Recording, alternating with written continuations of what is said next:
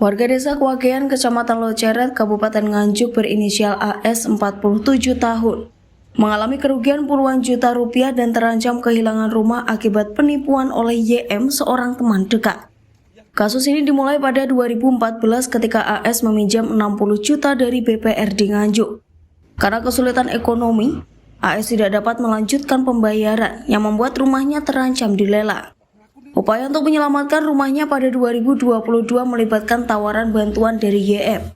YM berjanji meringankan cicilan dengan syarat AS membayar 40 juta secara berangsur. Namun dalam mediasi di Pengadilan Negeri Nganjuk pada 25 April 2024, BPR menyatakan bahwa mereka tidak pernah menerima uang dari AS. Merasa dirugikan, AS melaporkan ke Polres Nganjuk atas dugaan penipuan dan penggelapan oleh YM. Berdasarkan pasal 372 dan 378 KUHP, serta meminta ganti rugi material dan imaterial hingga ratusan juta rupiah. Kami hari ini melakukan pelaporan atas dugaan tindak pidana penipuan dan penggelapan yang dilakukan oleh salah satu oknum yang namanya, sebut saja inisialnya YM. Ya, salah satu ormas juga yang ada di sini. Kebetulan waktu itu klien saya ini mengalami kesulitan ekonomi. Jadi karena tidak bisa membayar, dia minta bantuan kepada YM. YM mau membantu dan mau menurunkan lelangnya dengan syarat klien saya harus memberikan uang sebesar 40 juta dan itu diangsur secara 3 kali. Waktu itu yang dijaminkan apa, Pak? SHM. SHM, Pak, ya? Ya. Sertifikatnya sendiri sudah ditebus oleh klien saya tanpa bantuan Yulma. Maaf. Waktu itu apa yang dijanjikan untuk membantu itu apa? Dugaannya YM ini akan menyelesaikan segala perkara dan lelangnya ini akan ditunda dan mengurangi masa angsurannya. Ternyata begitu mediasi terbukti bahwa uang titipannya itu tidak diberikan kepada YM. Sementara itu, pengakuan dari terlapor YM menyatakan bahwa pelaporan tersebut tidaklah benar. Pasalnya, rumah AS memang sudah dilelang sejak awal, dan AS meminta bantuan YM selaku teman dekatnya. YM menawarkan bantuan dengan cara mencarikan pengacara, dan pengacara berhasil menaguhkan serta meringankan lelang rumah yang awalnya mencapai 150 juta menjadi 100 juta dengan tempo pelunasan 2 bulan. Namun karena tidak mempunyai uang sebesar 100 juta, AS mengangsur ke pengacara selama 3 kali. Di awal hanya mampu menyicil 25 juta, diteruskan 10 juta dan 5 juta. Dengan kejadian tersebut, pihak pengacara merasa bingung karena pelunasan harus segera dilunasi, namun pihak AS hanya mampu menyicil serta tidak ada kejelasan hingga 2 tahun. Pihak YM merasa pelaporan tersebut tidak logis. Pasalnya, pihak YM tidak ada kaitan terkait dugaan yang dilayangkan pihak AS, yaitu mengambil uang cicil pelunasan SHM sertifikat, dikarenakan status rumah milik AS sudah pada proses lelang, yang notabene tidak bisa dicicil dan pihak YM hanya membantu mencarikan pengacara pihak AS.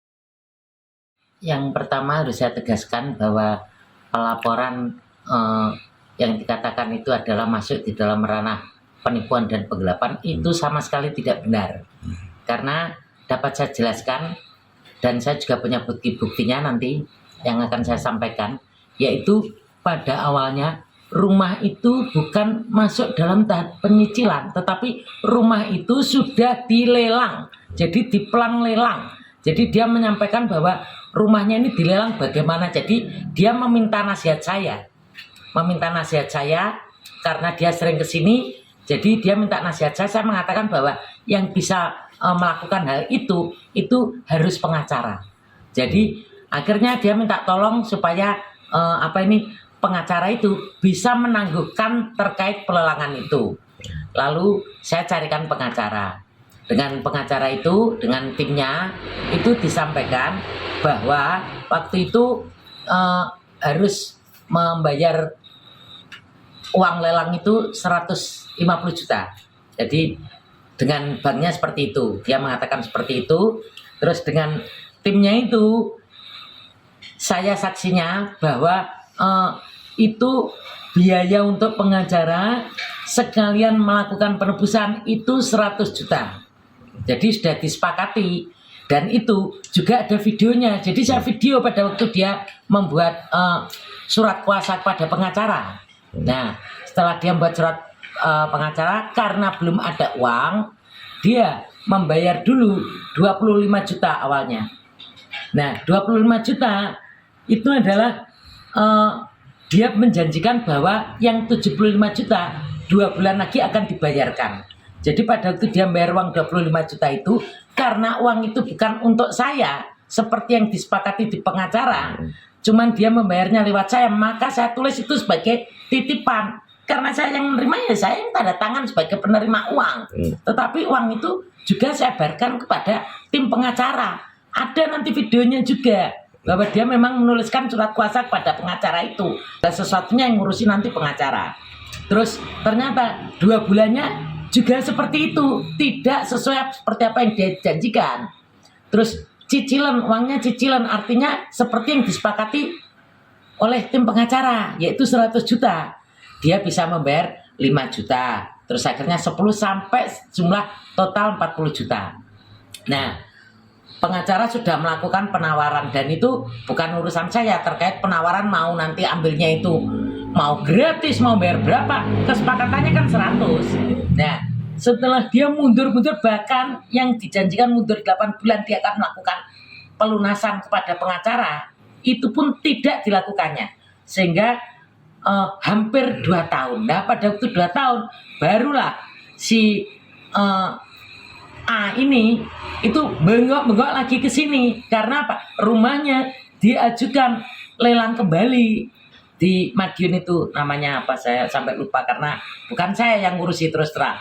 Jadi waktu itu dimasukkanlah itu untuk menanggulangi kasus ini supaya bisa tidak dilelang begitu saja, maka pengacara harus memasukkan di sidang.